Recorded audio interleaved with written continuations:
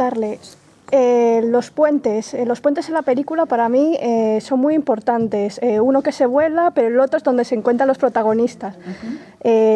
Para usted, que en la película el puente quería darle esa sensación que se puede romper, que se pueden encontrar. Les ponts dans le film, il y a le pont qui bien entendu saute, qu'on fait sauter, non? Mais il y a aussi le pont de la rencontre, c'est-à-dire qu'elle va, puis alors, qu'est-ce que tu voulais donner avec ce pont? Justement, ça pouvait être, c'est quand même un certain symbolisme. Est-ce que pour toi, tu y as pensé comme ça? Alors, ça m'est venu après. C'est-à-dire que je savais, historiquement, je savais que les Français avaient fait sauter tous les ponts. Eso es algo que me vino después, ¿no? De lo que pensé después, porque sabía, todo el mundo sabe, que los franceses volaron los puentes para que no avanzaran los alemanes. Et qu'il y avait des endroits où les Allemands avaient réussi à refaire des ponts pour passer. Pero hubo sitios donde los alemanes volvieron a construir el puente, pseudo-construcción, para seguir adelantándose. Mais c'est vrai qu'après, il y a le symbole du pont, évidemment. Es verdad que efectivamente está el símbolo del puente. Et en y travaillant, je pense que vous connaissez la phrase de Cioran, le philosophe, qui disait « Les hommes construisent beaucoup plus de murs que de ponts ». Sí, la frase de qui? Cioran, C-I-O-R-A-N. Tu sais, c'est le... Cioran, yo sé qui c'est. De Cioran, sí. El filósofo que decía, los hombres construyen muchos más muros que puentes. Et que, effectivement, le pont est le lieu d'échange, le lieu du possible. Y el puente es efectivamente el punto del intercambio, el punto de lo posible. Et je rêvais de faire une scène finale sur le pont, avec un moment comme ça, un peu magique, où cette jeune femme va changer de vie. Y la verdad es que soñé realmente, o sea, me aprecia enormemente hacer una escena así, ¿no? Una escena final en un puente, en que justamente ese puente sería el cambio de vida para la maestra. Et ça me plaisait que ça se fasse sur un pont, justement. Y claro, me gustaba mucho la idea que transcurriese en un puente. Parce que, vous le savez, si elle continue avec eux, elle va s'enfoncer dans la nuit, dans l'occupation allemande, et en faisant demi-tour, elle se libère, en fait. Sí, porque si sigue con al alcalde de vuelta, ¿no? Y su mujer, en realidad se va a meter en la noche, toda la ocupación alemana, etc. Pero si se da media vuelta, se libera, va a un horizonte abierto. Et d'où le plan de fin là, des trois qui s'en vont c'est un plan très lumineux. Sí, y de ahí también el plano final de los tres, con el niño en medio, que avanzan, es un plano muy luminoso, muy abierto. Mais bon, c'est pas pour autant une histoire d'amour, hein. On a juste un petit garçon qui fait le trait d'union entre son papa et une jeune femme qui ne se connaissent pas. Pero no significa para nada que eso sea una historia de amor, ¿eh? Solo es un niño que, bueno, sí une a su padre y con una joven que en realidad ni el padre ni ella se conocen. Donc c'est pas gagné. Hein. No está nada está dicho. No está nada decidido. No, nada. La atención es que en la película también hay otra película, que es la que ruedan los alemanes de forma propagandística.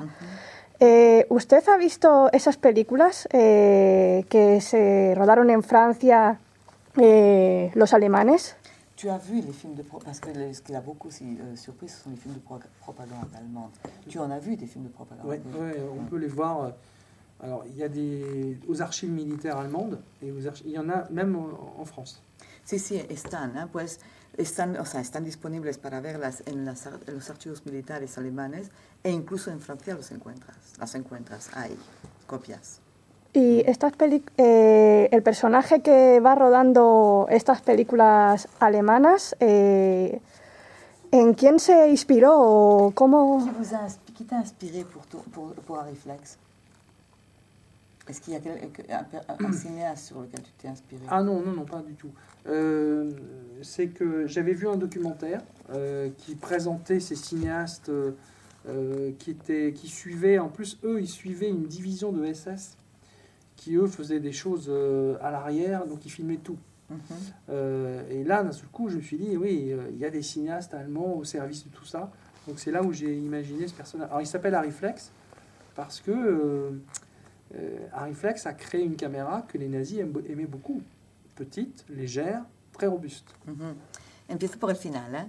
Se llama Reflex por la cámara Reflex, obviamente creada por los nazis, que además los nazis les encantaba, una cámara muy ligera, muy manejable y vamos, muy resistente y muy buena.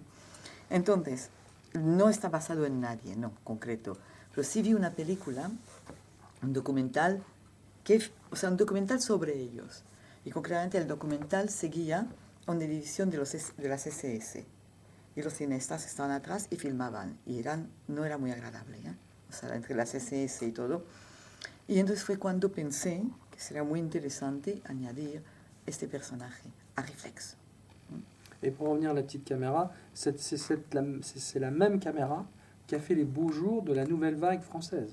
Y la Harry Flex, la cámara, es la misma cámara que usó toda la nueva ola, la nouvelle vague francesa.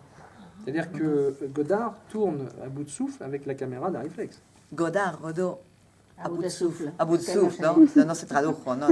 Fuera de aliento. O sea, Sí, no, sin aliento. sin aliento, sí. Sin aliento. Con la cámara Harry Flex, la misma.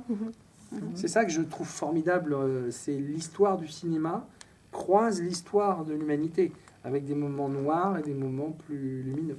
Claro, eso es lo que me parece increíble, ¿no? Es que la historia del cine se cruza con la historia de la humanidad, con momentos más oscuros y más luminosos.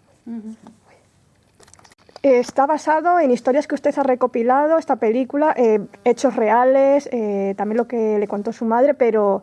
¿Y el niño escribiendo en la pizarra para dejar pistas al padre? Alors, bien entendu, ce sont des faits qu'on vous a racontés, votre maman, enfin, d'autres témoignages. Mais le petit garçon qui écrit sur le tableau noir, est-ce vrai D'où avez-vous tiré l'idée? Non, là, ça, on l'a inventé. Está inventado, esa parte está Non. inventada. Ma mère m'avait dit que les gens écrivaient sur les murs, comme dans le film que vous avez vu, famille machin, sommes passés là, etc. Ils écrivaient pour essayer de se retrouver. Et ça marchait, hein. Des gens se sont retrouvés grâce à ces messages. Hein. Eso sí, mi madre me contó que la gente sí escribía en las paredes, o sea, donde pudiesen. Tipo, pues eso, Enrique y tal han pasado por aquí, venimos de tal, vamos a tal. Y funcionaba. Había familias que se reencontraron gracias a esto. Porque entonces sabían que debían seguir por ahí y no por aquí, ¿entiendes? Et pour le petit garçon, on s'est dit que son univers, c'était les tableaux d'école. Pero para el niño hemos pensado que el universo del niño era la escuela, por lo tanto las pizarras también. Et donc, on a imaginé qu'il écrirait sur les tableaux d'école en école. E imaginamos entonces que escribiría en las pizarras, en cada pueblo donde pasara, buscaría la escuela.